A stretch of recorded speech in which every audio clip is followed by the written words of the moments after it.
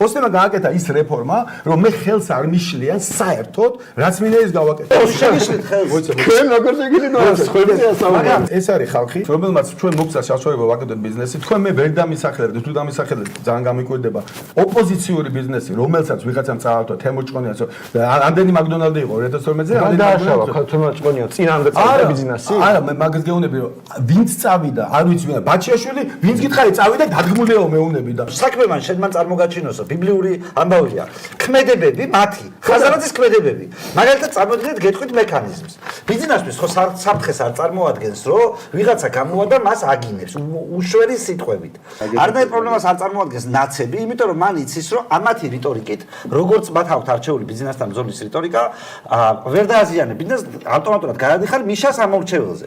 ხაზარაძის მარტივი დავალება. მე შენ გაშოვლინებ წელიწადში 200-300 მილიონს სხვა ბიზნესების მეშვეობით. მოდი მანამდე არ შევლოდა. ყველა მთავრობასთან ლაგდებოდა და იმიტომ შეულობდა. საქმეს, რასაც აკეთებს ხაზარაძე, დაბრუნდა აკეთებს ბიზნეს საქმეს. 100%-იანი მივიდა დედა უტირა ტემპერატურას დაადგმევინა შუაში თავი მისი ძეგლი და დილა საღამოს ლოცვას აღავლენინებს თანამშრომლებს. თავისთვის ცუდია? არა, თავისთვის ცუდია ჩემი აზრით, მაგრამ მაგას გასახადებული მიზანს აიღებს ცუდია. არა, თუ შენ პოლიტიკური მიზანი გაქვს, შენ ხაზარაძეს გაქვს პოლიტიკური მიზანი ცუდია, მაგრამ შენ თუ გაქვს ფულის შოვნა, როგორც უკონდა ხაზარაძეს, მაშინ კარგია და სულ ეგრე შოულობდა. ანუ ქვეყნის გაყიდვის ხარჯზე შოულობ ფულს, იმიტომ რომ ხალხს ატყუებ.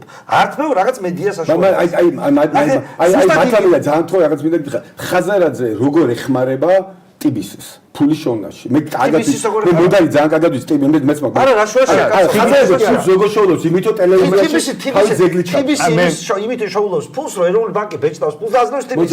მაგრამ ამას არ იცემდნენ. ხაზარაძე პოლიტიკაში არ იყოს, ტიბისი ნაკლებად გონგებიანი იქნება? არა, მოდი გავარჩიოთ ეს ამბავი.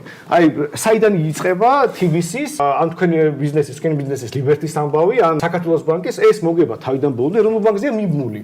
ჩამოკიდებული ეროვნულ ბანკმა რომ თავისი ფულის ემისია შეაჩეროს და მაგაში აგებად ეხა ჩვენ ისე თემაში წავედით რომ კაცი შეგამოწმულია უთუნეს თემა შეეხება კი ბატონო ამაში ასაკი ამიტომ შეიძლება ადამიანის მარტივად მოტყუება იმიტომ რომ არ გამოვა ასე კომერციული ბანკების მოგება თავიდან ბოლომდე მიბმულია ეროვნული ბანკის პოლიტიკაზე და პოლიტიკა შეიძლება ასეთი იყოს და ისეთი მოიცა და საქართველოს ეკონომიკა ესეთი მაგარია მაგაზე არ არის წამოდი ორი ბანკი არის 80% მთელი საბანკო სფეროში და რას მეუნებით მე საქართველოს მოიცა საქართველოში ორი ოპოზიცია საფინანსებს ოფიციალურად ოპოზიციას ოფიციალურად აფინანსებს. ხო და შენ მე თუ ამით ჯერა და მე აი ჯერა ეს ხო ფაქტი არის. არა, მე თუ იმით ჯერა რომ ეს ორივე ჯერეთი არ ვიცი საქართველოს ბანკი ასაფინანსებს ვიზელაპარაკობ, მაგრამ თქვა დაფინანსებს საფინანსებს გილაური რაც გილაოს ეკუთვნის 20% საქართველოს ბანკი პასიური და არ აქვს უფლება ჩარევის. ნუ ეს ეგრე ეკუთვნის ხაზარაძესაც. მაგრამ 20%-იანი წილის ბანკში, ანუ ორ ბანკს 20% თავარ ოპოზიციონერს. კი, მაგრამ გადაწყდა რომელიც მილიონობით აფინანსებს ოპოზიციას და თან კლავს ოპოზიციურ მუხტს.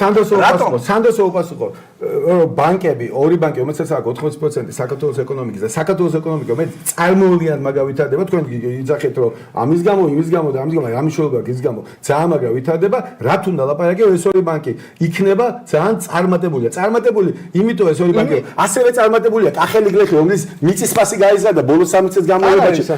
ასევე წარმატებულია ჩემი თანამშრომელი, რომელსაც 25% ხელფასს უზრდით. უკვე მეორე წელია ხაიბერბერ. როგორ არის ასე რა? იმიტომ რომ ბანკები იმიტომაც არის ამხელად წილი აქვს, რომ მათი ხელოვნური სუბსიდირება ხდება ყოველწლიურად, როგორც იმ გლეხის, რომელსაც დამატებით 60 მილიონი გადაუხადებთ. მეცამოწოს გლეხებზე. კი ბატონო, როგორც სამშენებლო სექტორი, რომელსაც COVID-ის დროს გადავარჩინეთ და ასობით მილიონი ჩავასკეთ, რომ შეწყო ბინების გაყიდვები არ დავარდნილა.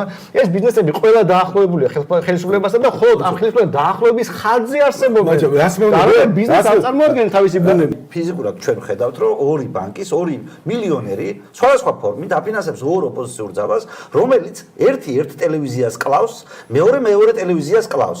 მესამე ტელევიზიას თქვენ კლავთ თქო ქართული ოცნების მხრიდან, მეოთხე ტელევიზიას ვიღაცა კლავს. ესე რა კონცენტრებს როგორ საქართველოში კონცენტრებს როგორ ამუშავებდა ადამიანი. თუ კონცენტრთან არ იყო შეგროვება. უამრავი რას მეუბნებით მე რომ უამრავი ბიზნესმენი არიდგა დემონსტრაციებზე? თუ ყველა ბიზნესში შეკველი ბიზნესმენი არა რა შეიძლება ვიღაც ბიზნესმენი შეიძლება იდგეს, მაგრამ ვიღაც ბიზნესი ვიზეთ თქვენ საუბრობთ, ის პირიქით ამის აწინააღმდეგო. რას თქო ვიღაც ეკე რომელმა ბიზნესმა ჩადო ფული პოლიტიკაში იმგვარად, რომ ეს შეექმნა საფრთხე ბიზნესთვის. რომელი ერთი ინვესტიცია პოლიტიკური, რომელმაც საფრთხე სახე შექმნა. ხაზრაძე დედაუტირა TV1-ს გააფარჩაკა ბოლომდე.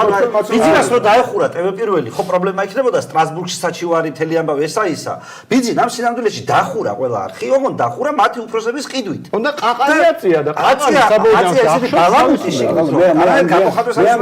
ამჯერა, იმიტომ რომ არანაირი აბსოლუტურად ჯეთი რამოდენიმე ამ აქტორს მე ძალიან კარგად ვიცნობ წლების განმავლობაში და ისიც ვიცი როგორი პრინციპული ხალხია. შეხედე პრინციპულები არიან ჯერეთი ბევრი ვიზას ვაპარაკობ, მაგრამ ის თემა რომ რატომღაც ბიზნესთან შეკრული არის გიორგი ბაჩიაშვილი, მამუკა ხაზარაძე, მაგრამ შედოთ ვცდები, მაგრამ ვერ წარმოვიდგენთ